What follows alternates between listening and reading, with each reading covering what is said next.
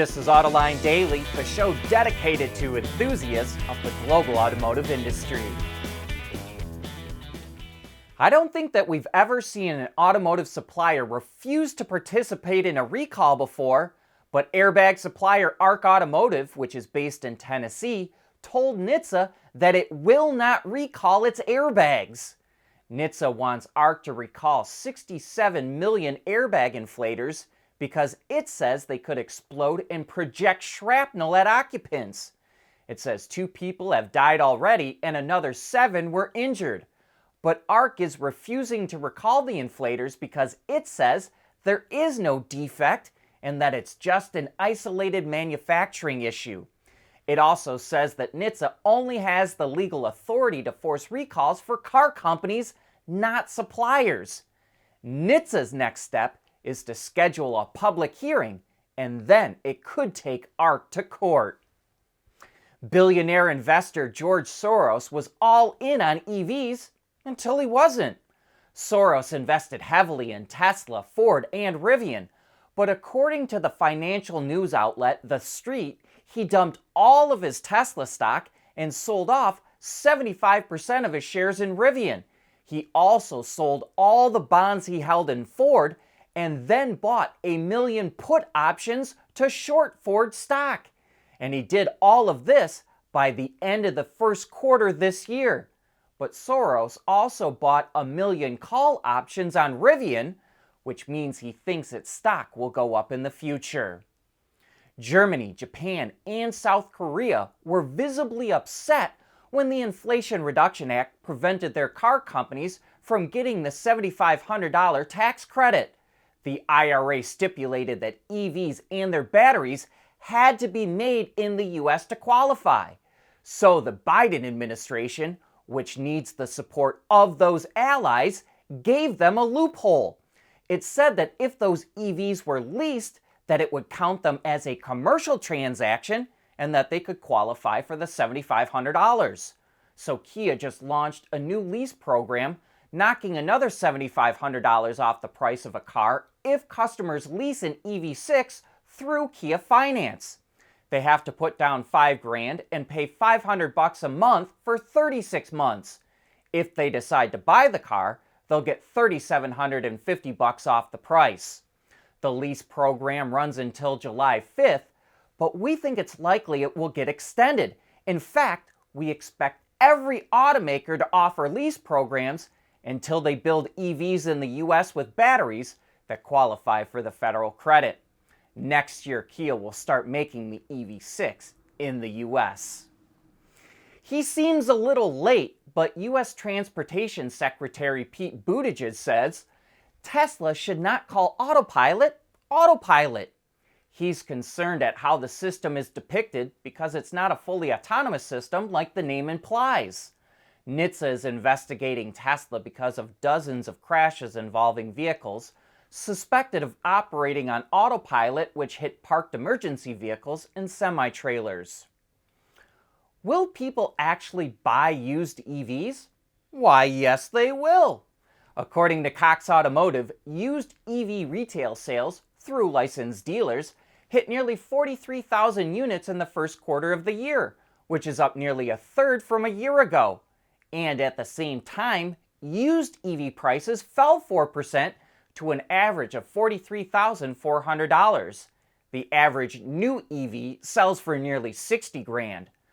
But while used EV sales were up strong, they still only accounted for 1% of all used vehicle transactions.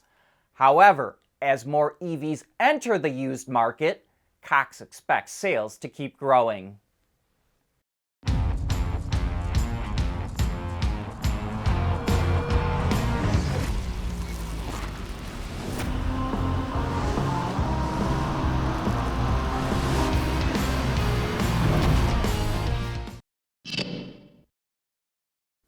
Tesla is killing off right-hand drive versions of the Model S and X. It's no longer taking orders in places like Japan, Australia, Singapore, and Thailand. Tesla also sent an email to people with existing orders and said they could either get a full refund or get a left-hand drive version instead.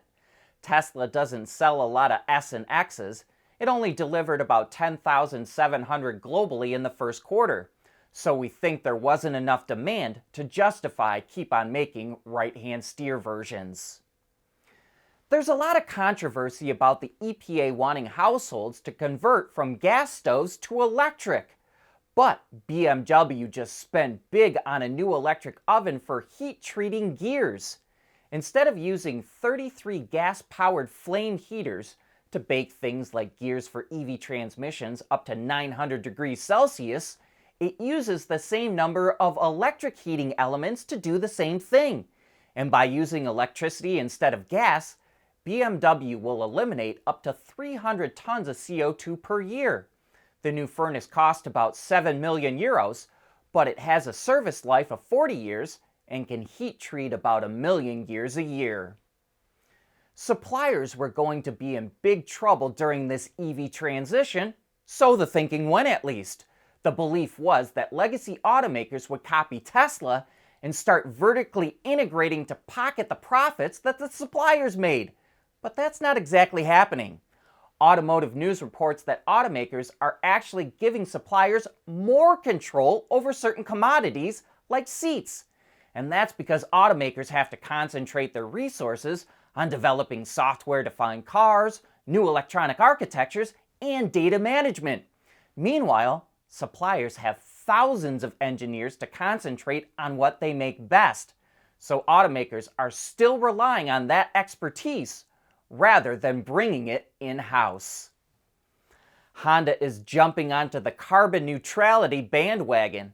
It's officially rolling out its 000 plan, which includes making sure all Honda's products and corporate activities don't have an overall negative impact on the environment, that the company creates a material loop through recycling, and that it produces more products that run on clean energy like electricity and hydrogen.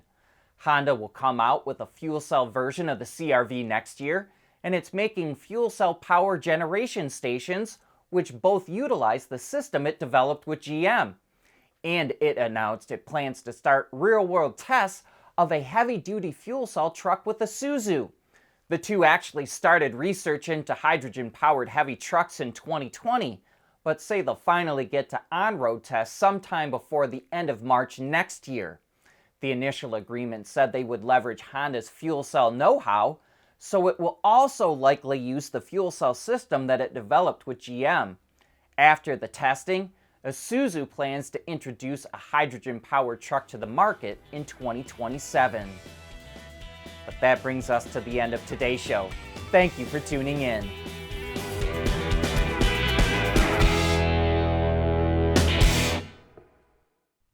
Autoline Daily is brought to you by Bridgestone, solutions for your journey.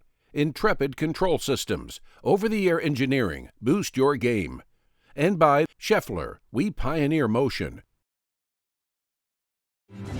At Schaeffler, we pioneer motion.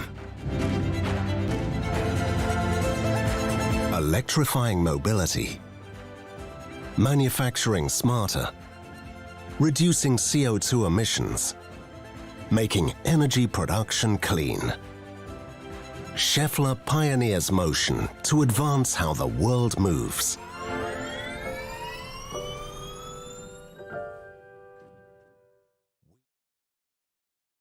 We want to know what drives your testing. OTA, connected car, diagnostics, remote testing. Intrepid Control Systems is here to help you work from anywhere. Intrepid Control Systems, driven by your data.